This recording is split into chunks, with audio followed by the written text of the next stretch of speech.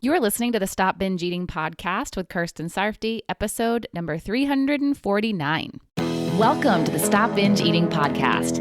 It's time for you to end your food obsession and begin feeling confident and in control around food. You are absolutely capable of eliminating binge eating from your life, and I'm going to show you how by giving you simple tools and insights that you can apply in your own life. I'm your host, Kirsten Sarfty. Now let's get to it. Hi, today I'm talking with you about commitment, particularly your commitment to feeling emotions. Most of you binge because you're not committed to feeling your emotions. You might start out being committed when you're just thinking about doing it, but when you're feeling an uncomfortable emotion and the time comes to actually feel it through, you break your commitment and you eat to escape your emotion instead. You don't follow through on what you've committed to. So essentially, you're not truly committed to it. Instead, you're committed to escaping your emotions. What you do is what you're committed to. So if you want to know what you're actually committed to doing, look at what you've been doing. If you're committed to escaping emotions rather than committing to feeling them, then when you feel those uncomfortable emotions, you're going to be searching for food since that's your means of escape. And not only can this cause a problem because you're overeating or binging when you feel those emotions, but you're also not addressing your emotions, processing them, and working through them and resolving them. So they're going to keep coming back and the cycle will continue. Feel, escape with food, feel again, escape with food, and so on. And then there's the bigger issue at play as well. When you commit to feeling your emotions without eating, and then you don't follow through on that commitment, you're not just breaking the commitment to feel, you're breaking a commitment that you made to yourself. You're not committing to yourself. So then you lose trust in yourself. And a lot of you have.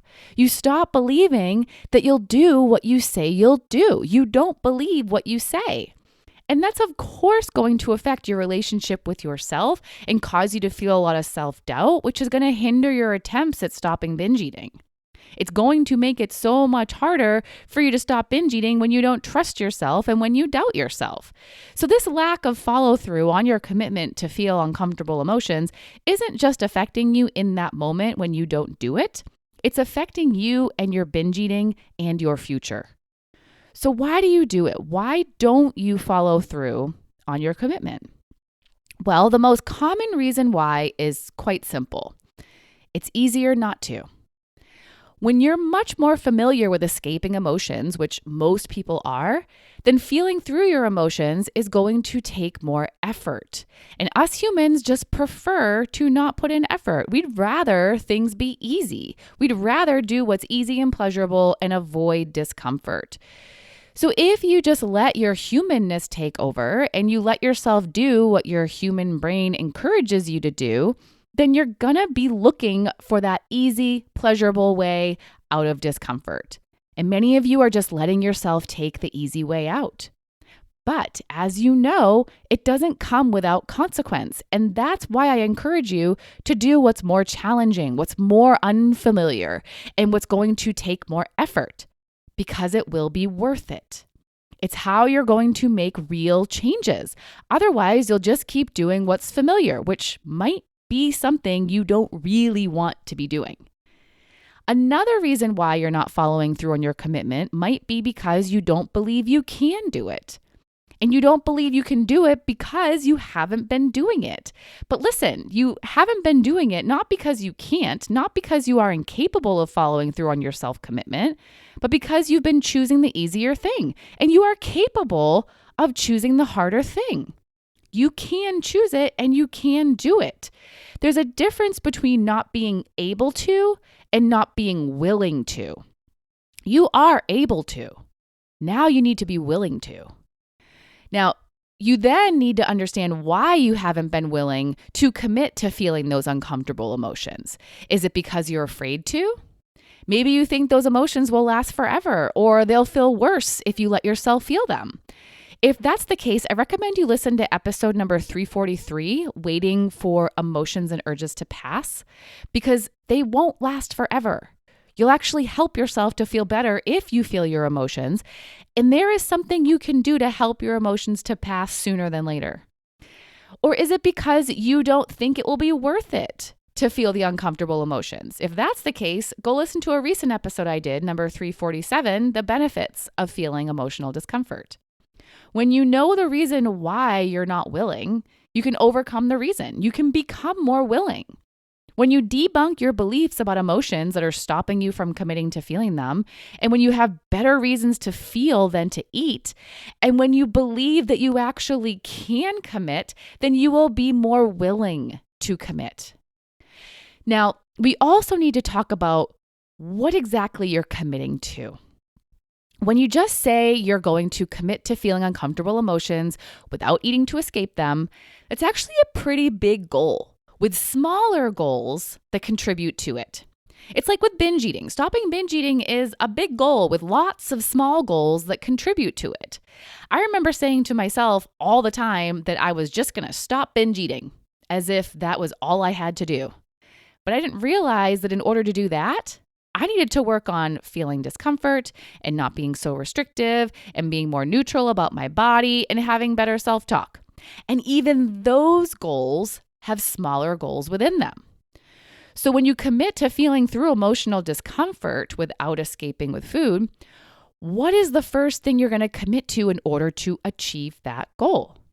The first thing I recommend that people commit to, if they aren't doing it already, and many of you aren't, is to commit to acknowledging how you feel.